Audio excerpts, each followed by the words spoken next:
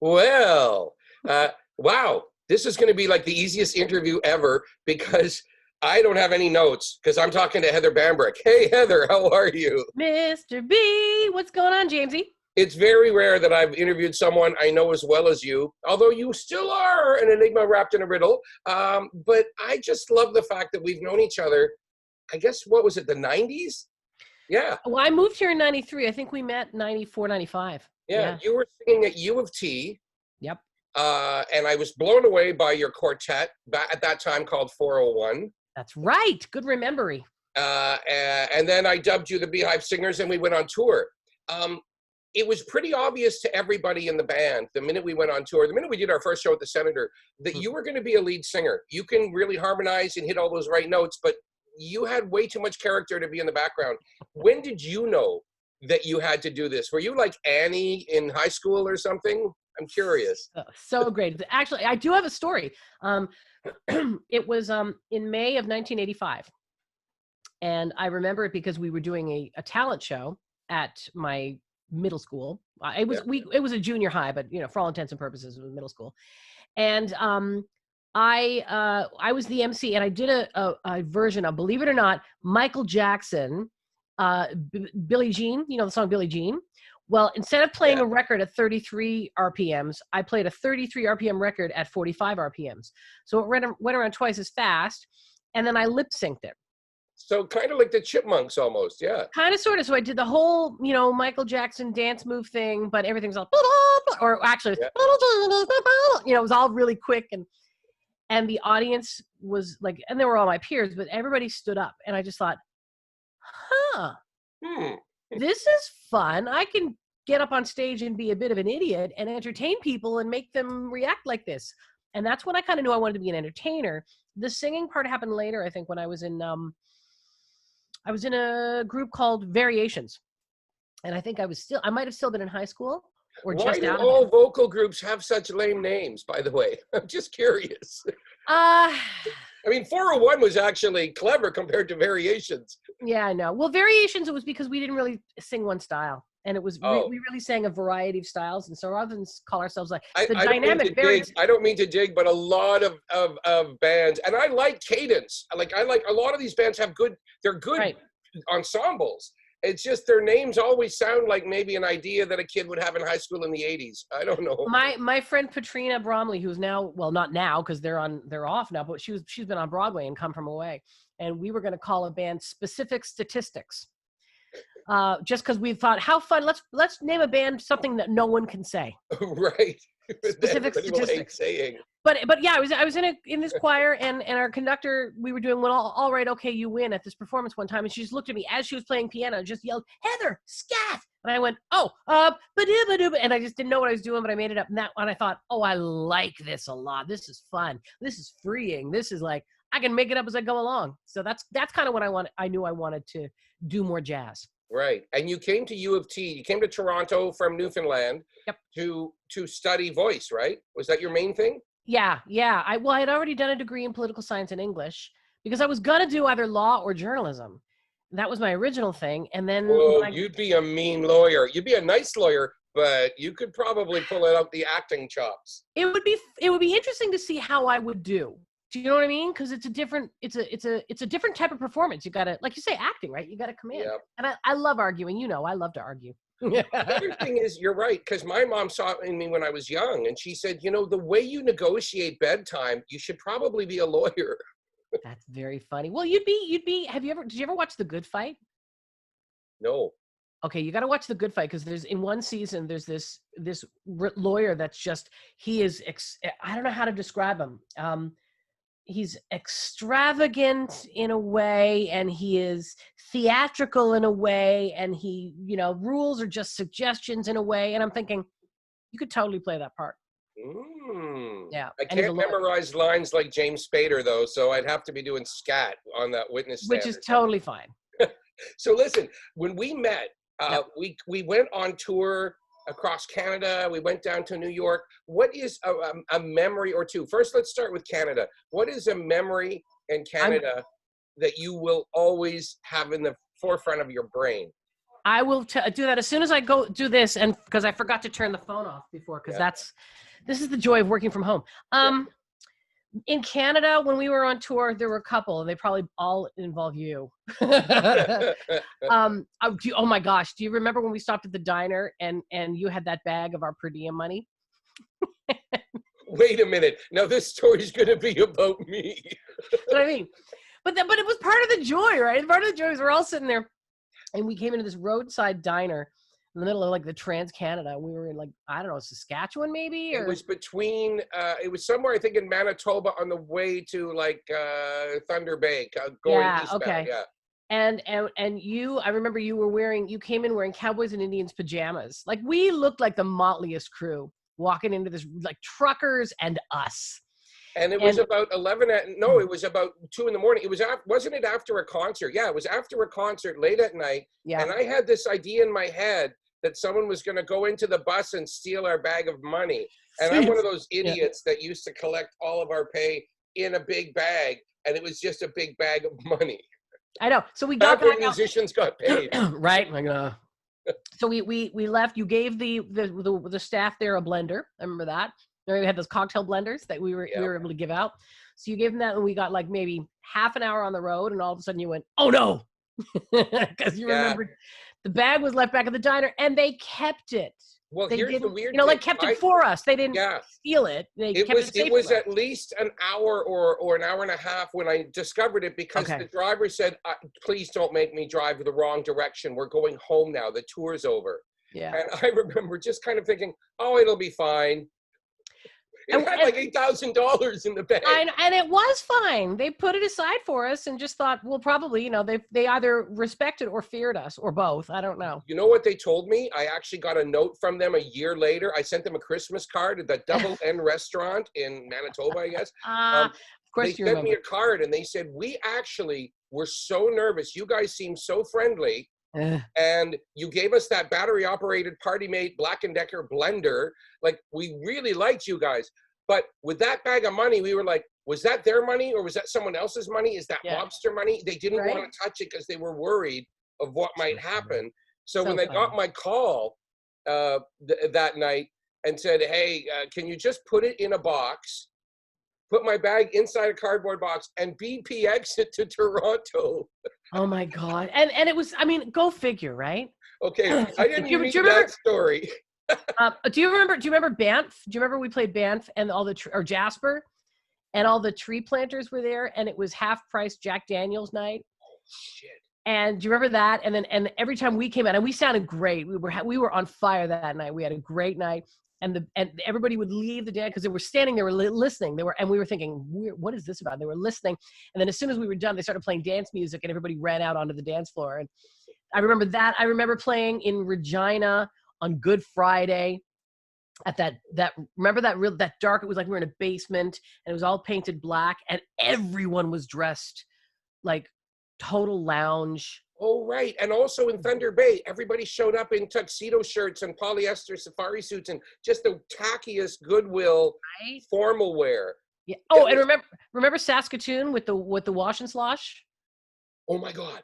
That's a story worth telling, that no one can even believe this place exists. So Saskatoon, Saskatchewan. It's a laundromat and bar and performance space that everyone's played at because they all signed the wall. And you could do your laundry, and it was all glass windows in the laundry area so you could see the band. So we did our final set. We said, we'll come out for an encore, and we would throw our pants in the dryer and then come out for the encore without pants. Also, there were slot machines in this place. It was a bar with slot machines. You could do your laundry and see a band. There was no chicken wire, but the audience were all bikers.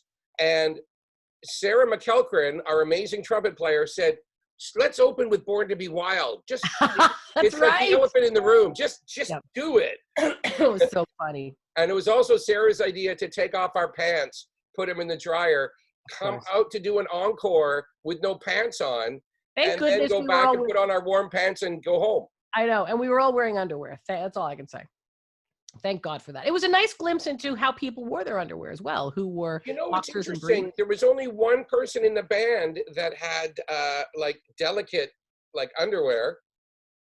I think you know who I mean. I do indeed. Our backing singer. And Great Bob Scott, of course, he always has weird underwear. So he had like an elephant, and then his member went into the trunk, like. But everybody else just had regular, like we had fitted briefs and things, like kind of nice underwear, Yep, and to this day, I think I have a picture. I think someone took a picture. Our guitar player had tidy whities. I know. All you can see you and me and Rich and Kylie and Sean. I don't think we can see Keith, but all you can see is all of us, and we're so intense. We're at the mic and we're singing and playing, really doing it, right? And then you look and you're like, we're not wearing pants. Oh, right, that's right. I remember that. Hey, favorite memory of the U.S.? Gosh, a lot of them. Top of the World Trade Center. Yeah, I really like Seattle, but the World Trade Center obviously has the biggest, craziest memory. Grandpa Munster was there. Oh my God, that's right. Well, that's where Keith and I wrote that. Now I'm born to be wild in my head. That's Falling in Love. Yeah, we wrote That's Falling in Love at the top of the World Trade Center at about 3:00 in the morning. Yeah. So that's another reason that it stands out. It was just, we did. There was a stairwell, which is amazing because we're 136 floors above the city. There's a stairwell, and I remember really smelling marijuana, and all I could try to figure out is, I don't think it's my band because we're about to play, and people don't get high before they play. No, it must be someone who works at the place, because who would have the gall to smoke one in the World Trade Center. I also remember the audience were really well dressed, but not Salvation Army well dressed. It was like money people up there. Well, and I remember Kim Nazarian from New York Voices came to see the show. So we had Grandpa Munster and Kim Nazarian. Yeah, so much fun. Easy. So much and fun. Free vodka in the sidebar for the band, which was dangerous. Being sponsored by Smirnoff on a tour is fraught with folly. We played Ontario Place one time with Roger Clown, and we found the animal heads from the mascots. And again, just to contextualize it, sponsored by Smirnoff. And let me tell you, in the middle of one of your songs, we all marched out wearing animal heads. The Rolling Stones crew were in town. That's right. Alan Dunn and Bernard Fowler and a whole bunch of people, musicians and people were there, but it was almost nobody there, right? Except really interesting people. It was that Ontario Place gig was so weird. It really was, and we were wearing animal heads. Now we toured and played for many years, and then I was really glad Beehive Singers put out a record, but then you started to do solo music. Yeah. How was that difficult or easy as far as figuring out the plan, the songs, the financing, all that stuff? A little bit of both. I mean, my first record was done with Factor Money, thank God, and excuse me, and my last one was done with Factor Money, and that's a great organization to help musicians because it's expensive, right? Yeah. And with the Beehives, we had Milan behind us and BMG, and like a really nice group of support, a really nice support system. When I was on my own, I was literally on my own. Yeah. The songs, no, I don't think the songs were hard. And I got it. I was working with John O'Grant, who was he was in the Royal Jelly Orchestra. He was our MD. And also he's gone on to become one of the best loved, maybe not best known, but best loved producers, arrangers. He picked up a Juno with Rich Underhill. Yeah. He's all over the place. Yeah. So he was there right from the beginning, right? Right from the beginning. He recorded the Beehive Singers' voices. I remember because that's how we met you. Yeah. And I remember the first time you came into the studio was at Jono's old studio. So he's the only person that I trust to record my vocals, quite honestly. I love working with him. Yeah. And so he is a vocalist producer. Yeah. I just worked with him and Irene Torres, and he got her voice to hit notes, and she's like, "Really? Can I do that?" And he just walked her through. He goes, "Oh yeah, just get your head over it. Let's just do this." And he kind of worked with her. 5 minutes later, she's wailing like a rock star. He has a way of getting the best performances out of anyone. I mean, really. He even tries to make me sing once in a while, and that ain't easy. So Jono was part of it, and then that second record. Yeah, those were the days. Right. Was that him or was that elsewhere? No, that was elsewhere. How did you know? That's what I thought. You and your ears or research or something. No. It's just my little bit of a memory. Yeah, no, I did that that was kind of piecemeal in a way. Like, you know, Fred Hirsch came to town, and I called Don Thompson, and I was like, "You're doing a show with Fred Hirsch, right? Can you ask him if he would record with me?" So we recorded, you know, with Fred Hirsch at one studio, and then I recorded the rest of my stuff in another studio, and recorded my vocals with the thing. And I had allergies at the time, and then like, so if you listen to some of the tracks on Those Were the Days, you could literally hear me almost singing like this. Yeah, just a little bit. Yeah. Just a hint, but it's because I was having an allergy attack, and that was my recording day, which is fabulous timing. Yeah. And the new record is, I have to say, my favorite. I always find a few songs from every record that I put on my playlist. Yes, but thank you for that. The new record is like one of those records you could just put on and walk away and really love it. Thank you. I'm proud of it. I love it. Was it a concept? Like, I'm always curious about picking songs. Yeah. How do you decide what to do? It wasn't a concept as much as it was like we had to do Canadian material because we were getting money from Factor. So we, you know, did that with a few exceptions. I knew I wanted to write more material. I wanted to write a little bit more of my stuff, of my own stuff. And so there was a little more of that. There were 2 Newfoundland folk songs on there. Usually I do 1 per album. This time I did 2. So it all kind of came together very, very fluidly, to be honest with you. Yeah, it sounds effortless. That's why I'm saying it just felt like you went in and did it. Yeah, and it kind of felt like that when we did it too, you know, like we had a couple of rehearsals, if that, beforehand, and it just happened very easily. Ben Whitman co-produced. What a great drummer too. What a great spirit. Yeah.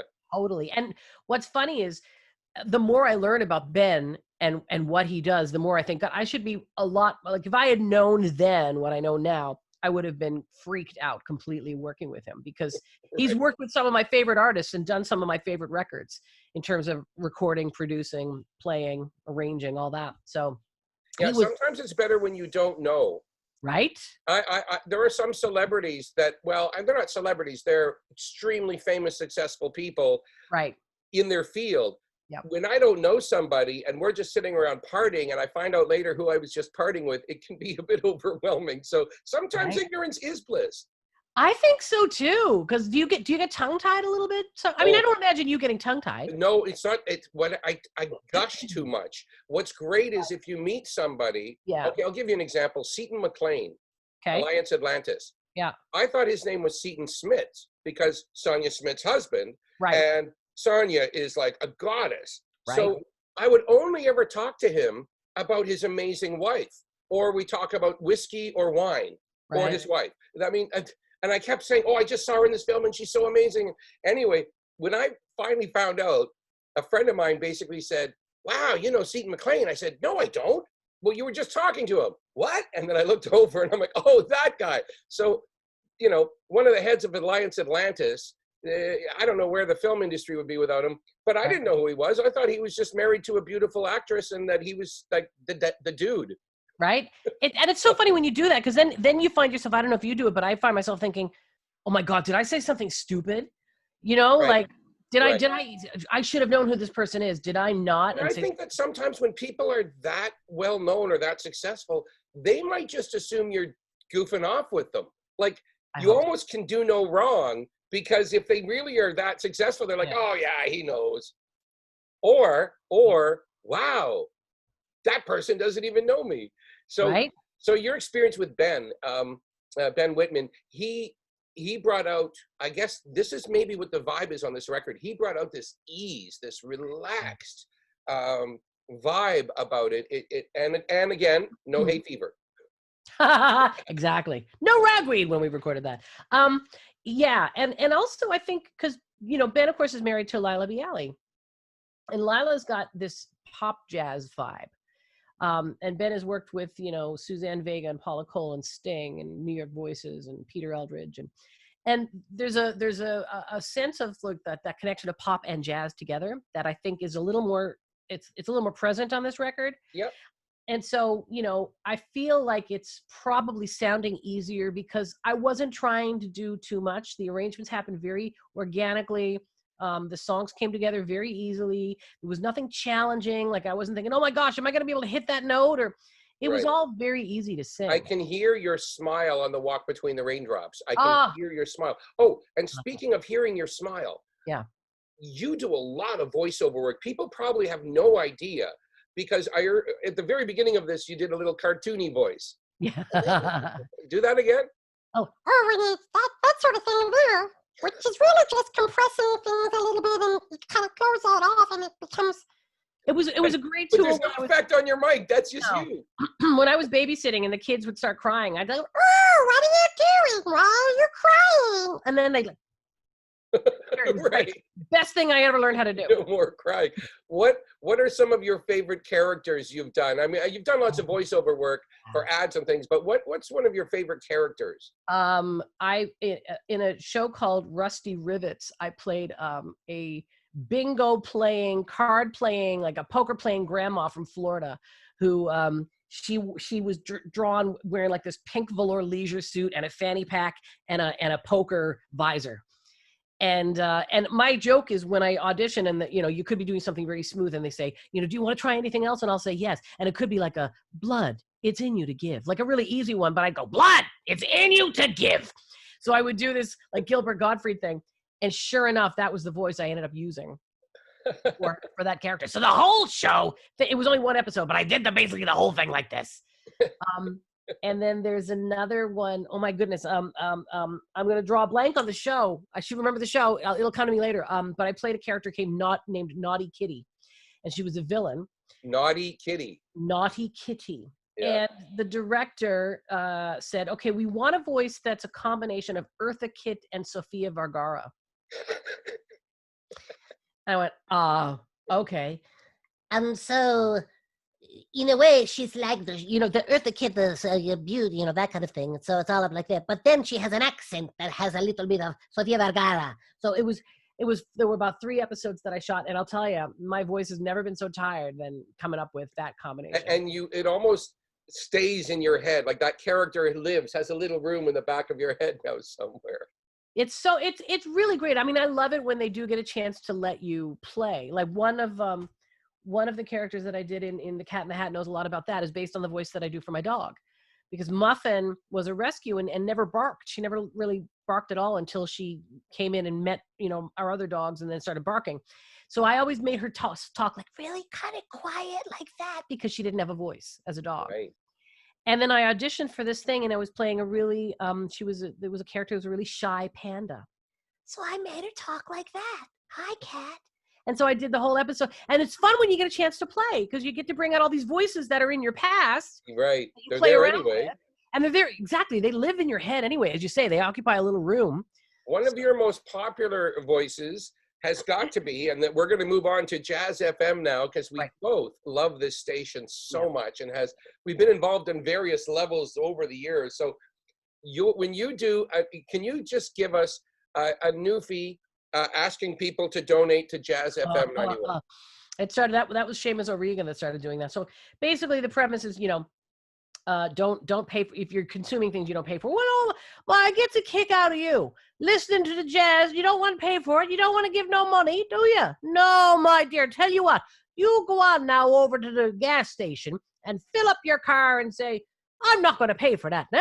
I'm going to let buddy behind me pay for it because you don't seem to feel the need to pay for what you consume. So go on now. You try that at the gas station and see what they say. And so we would do things like that, and then all of a sudden people were like, oh my gosh, of course, yeah. And then that was really funny. You're making sense, you're giving good points, but you're also really entertaining and no one's changing the dial. Well, that's a part of it. So yeah. And the Bunker Report with Brad Barker, I'm kind of addicted to that in the mornings. A few days ago, you guys did, and I checked my clock, 20 minutes.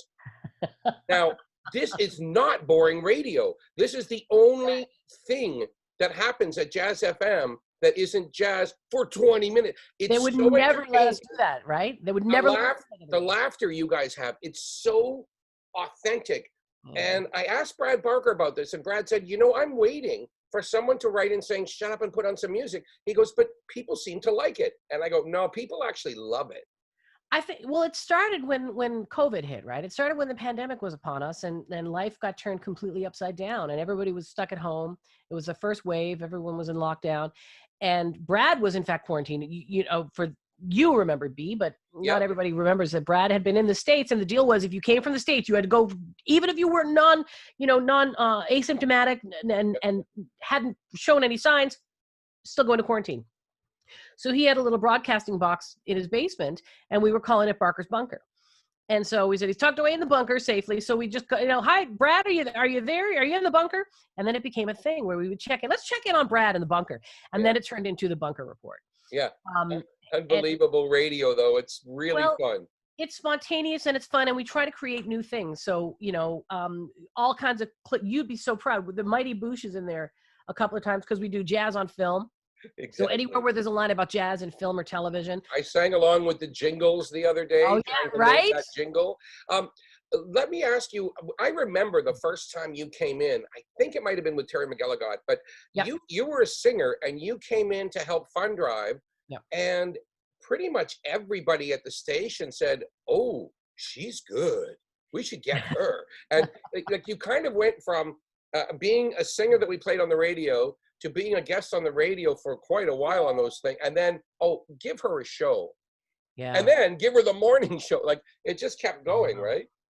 It was a little bit of a snowball going down a hill, which was great. I mean, and it's funny because Mike McLennan, who we both know, great bass player, he was my MD for a long time and co-produced my first couple of records. And we had this game plan. We're like, what are we going to do going forward? What are we going to do? And he said, you should try to get a show on Jazz FM 91. Like, it'd be a good thing for your profile. And I went, okay. And then little did we know how much it would grow. Right. But it has, and it's been great. And, it's helped me through the pandemic as well, because there's this sense of sort of codependence, which isn't always good in a relationship, but I have this codependence with listeners. It's like I feel this need, there's this motivation to get out of bed every morning and get up and get dressed and put on makeup and throw something in my hair and go and be there for the audience every morning, as opposed to just like, I'm just going to sit at home and eat Doritos or something, Right. Well, I think there's a feeling too of community there, unlike almost any other station, because for sure. People donate to the station. Because I don't know any other radio station that invites everyone into their actual station at any time except during COVID. Right. So it's something so unique. Yeah. Is there a specific like goosebump for you? For example, I'll break it down. Jazzology. Right. Now, Jazzology, for people who don't know, that's a show where Heather will speak to students in university and really find out about where they come from, what music they love. But these people usually have never been on the radio. Most of the time, it's their first interview ever, right out of school. Yeah. And it's great seeing how far they come from the time that they're in there. Because not everybody goes on to pursue music for a career. But then, you get like a Katie George, or you get a Sarah Thawer who's blowing up. Right. You get a Chris Butcher who's killing it. There are so many people that, Lydia Prasad, so many of these people that have come through and you go, nice. Like I'm staring at a pile of CDs and Robert Lee, who was one of our guests. Robert Lee is this young bass player who's so nice. You might just mistake him for just like a guy waiting for a bus. And then he picks up the bass and his brain goes all over the place. And I remember meeting him doing Jazzology and talking with him with Jazzology. Matthew Chalmers, same thing, graduate of Humber College and now is doing film and television work and has won SOCAN awards. And it's incredibly rewarding as a viewer, as someone who watches. You can say, I saw them when they started, and I'm watching. I'm not saying, it's great that we have the ability to say, hey, everybody, check out this kid, right? And allow them to talk about themselves and give them that platform to be able to go on and do their thing. I agree. And the specialty programming, I remember 19 years ago, I played Michael Bublé's first demo called Babaloo. And his version of You Must Have Been a Beautiful Baby is outrageous. Right. And so he would have been a teenager, probably, or maybe 20 something. But it's like, I had this demo a couple of years earlier and we played it on the air. When I think now, about Bublé's career and how crazy it's gotten. Right. Even drinking the Bublé water. There you go. Hey, was that when he was doing, what was that swing show, Forever Swing or Swing Dance? Forever Swing. Forever Swing. Right. He came to Toronto to do a musical. Ended Yeah. up at the Reservoir Lounge with lineups down the block. He was famous before he was famous. I know. Yeah. I remember we did a gig one time with the Beehive Singers and the RJO at the Eaton Center. It was an after hours. Remember that? The ribbon cutting. We did 2 of them. One was at night and one was at stupid o'clock in the morning. That's right. And they did a ribbon cutting. And yeah, and Bublé was a singer with us back then. Yeah. Yeah. And I remember thinking, huh, okay. You know what? We had one member of our band Mm. who went outside and smoked a big coner before a show at 7 a.m. on City TV. That guy didn't stay in the band too long. That was really bad. And there was a woman who worked for the Eaton Center running around going, I smell Mary Jane. Somebody's smoking Mary Jane. I said, forgot about that. And I said, it couldn't have been anyone in my band because I would fire them right away. It couldn't be. No, it's, yeah. But in my brain, I'm like, I know who it must be. I can tell it over there. So funny. Oh my gosh. So back to the Jazz FM thing for one more minute, because we are, when this airs, this will be online forever and people can get to know you. But right now we are in a fund drive. Yeah. How do you describe this to somebody that doesn't know anything about the station, to try to convince someone to pay for something that they can turn on for free? I know, right? It's a weird concept because radio generally, we don't pay for radio as consumers, but indirectly we do because ad revenue pays for radio. That's why there's so many ads. 8 to 16 minutes of commercials. Right? So the commercials all get played, and then we go out and hopefully something we've heard about something in a commercial causes us to go out and buy from that client. And now we are supporting the radio station indirectly by buying from the client. But that's a whole other animal. Jazz FM 91 is different because we don't have a lot of commercials. We're a non-commercial radio station. We're a charity. 4 minutes in an hour. That's almost nothing. Yeah. That's it. And so we basically, I call it a subscription, because the interesting thing, and I talked about this on the air just the other day, the interesting thing is if you look at the number of musicians that we have working at the station, like you and me, 2 right there. Brad Barker was a regular touring musician, graduate of St. FX. Danny Marks, Laura Fernandez, Joe Seeley, Bill King, Ron Littlejohn, Bill King, Ronnie Littlejohn, like so many artists, Jesse King, so many artists that work as musicians. We can contextualize this music. This is like going to a restaurant with a chef and having the chef say, okay, I'm going to look at the menu. Ooh, you should order this, this, this, and this. Right. Because what we're doing is we're saying, okay, let me tell you about this song, that song, and that song. Let me explain to you what the concept of the blues form is, or whatever the case may be. We can contextualize the music differently. We can sometimes get nerdy, but it's still interesting to most people as long as you don't go too deep. Right? Yeah, you can't get too deep because nobody wants a theory lesson when they're listening to the radio. But sometimes if you mention something that's unique to this style of music that you know about because you work in it, people go, oh, I didn't know about that. So, there's a very special vibe that you get from knowing the hosts can talk about this music differently. It's a charity. Jazz FM 91 does scholarships, bursaries, musician assistance for musicians who are struggling, music therapy. We were involved in the instrument drive that we can't do with COVID, but we were helping inner city schools, jazz, the Jazz for Kids programs that we do, where we bring kids into the station. Again, not now, but bring them in and give them live performances and explanations about music and the jazz and the style and even the youth big band, the charts they purchase.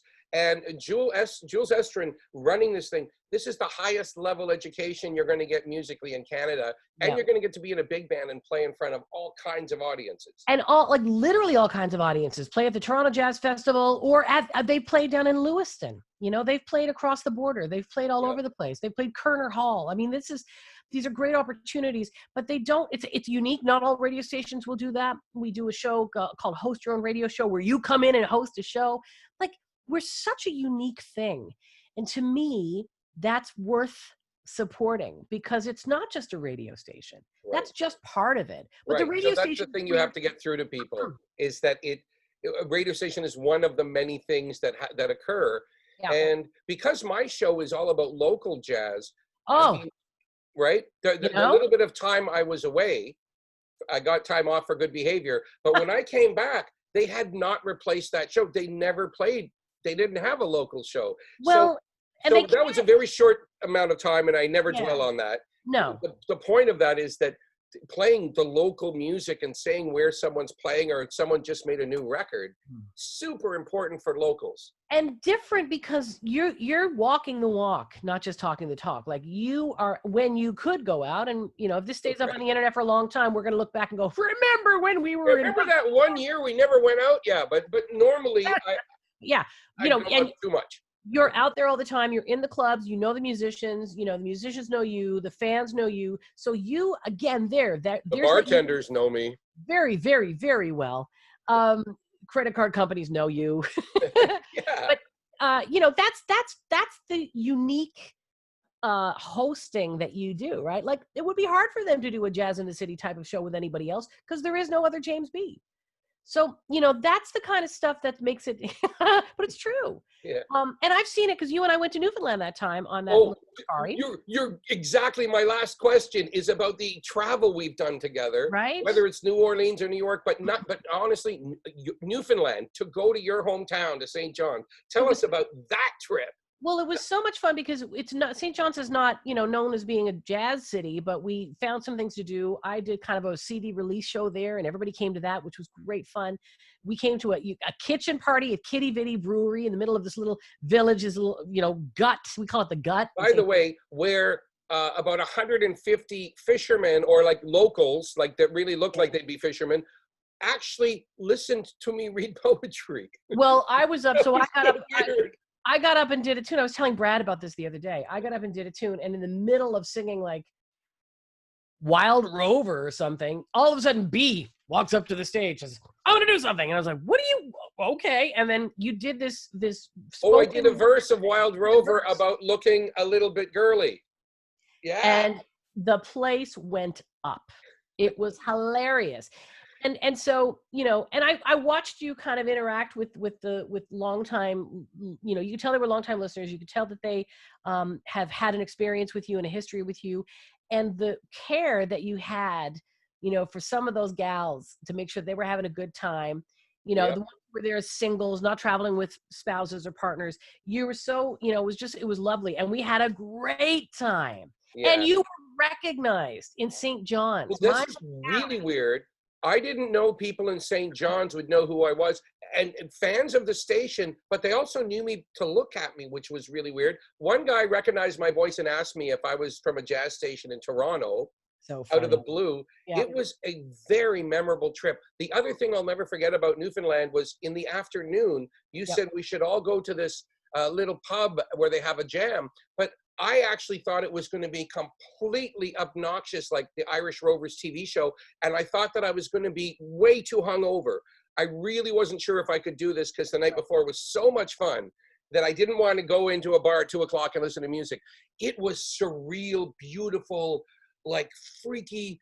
It was Newfoundland music, but I could have been in Iceland or something. It was really dreamy. Well, it's because we're so Celtic, right? We come from Ireland. So many of us come from Ireland. Like I actually got a Facebook friend request from someone from Ireland named Bambrick, who sent me pictures of his relatives, the female relatives in his family, and says, I think we're related.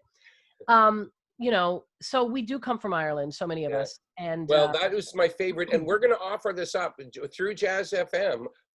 We don't know when yet. We're looking around, but hopefully in 2021, you and I will take people to your hometown. I've offered North Bay, nobody cares, but going to St. John's, Newfoundland, that's going to be a party. I'm going to North Bay. What? In 2022 with the Canadian Jazz All-Stars. Our tour was supposed to happen in 2021 and it got pushed to 2022. So I don't want to give anything away because I don't know how public it is. But yeah, we're playing North Bay. Well, my friends will be friends and family will be on the front row of that one. I cannot wait because the last time I was there was a long time ago with the RJO on tour. That last gig we did in North Bay, I don't even know, 2000 and something, but way back, almost 15 plus years ago. Yeah. We didn't get paid for that. I paid everybody, but I lost like $4,000. Come on. My hometown, the only gig that ever ripped me off completely was my hometown. You want me to talk to them? I'll go talk to them. Yeah. I'll go talk to them.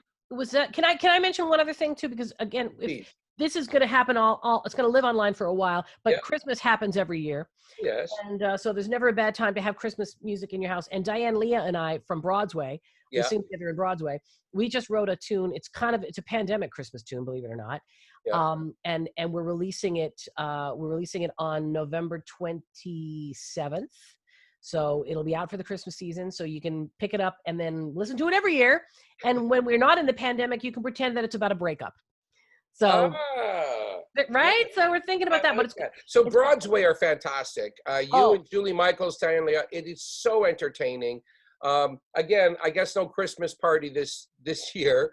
No, we were supposed to do a couple of things, and we were going to do, something with you. Bistro, yeah. And so, yeah, it's so much stuff is rigmarole. So Diane and I got together, and when we were safe to do so, we got together and we wrote a tune, and it's called Maybe We'll Have Christmas This Year.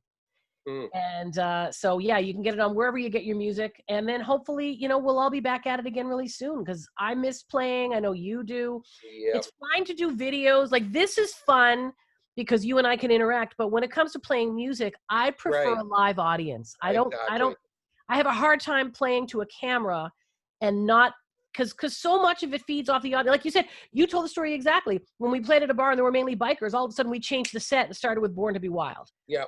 And then bang, it worked. It's so spontaneous. It's all about it's like if you're going out on a date with someone, you don't act the same way with every person you're going on a date with, or having dinner with someone, or having drinks. You feel the vibe of the person you're with, right? And you react, and that's the communication, and that's what we miss. That's what I miss. I know you do too. Well, yeah, and all those poor comedians. No one's doing stand-up, and the few people that are hosting TV shows are playing to a camera as well. So yeah, it's been a tough time. But we are resilient, and the vibe at Jazz FM has never been better. Never. I mean, honestly, never been better. Now Dana Weigel's coming in to sit in the big chair. Yeah. An old friend of ours who we worked with for so many years. So yeah. I feel like that station has gone through some crazy times. There should be a film one day. Hopefully Rob Reiner will make it, or Christopher Guest. But the vibe there is so good. Yeah. And I just feel like the ratings are up during COVID because I want to hear your voice. When I got nothing to do, I'm gonna listen to Heather. Well, when so much of your world is topsy-turvy, it's turned upside down, that familiarity of that voice, okay, I'm gonna hang out with you today. Yeah. And there's a groundedness to it. And I think that's what I was talking about with the codependence. I depend on the listener, but at the same time, the listener depends on us to get them through things. So we feed each other that way. And it's my pleasure not to be political.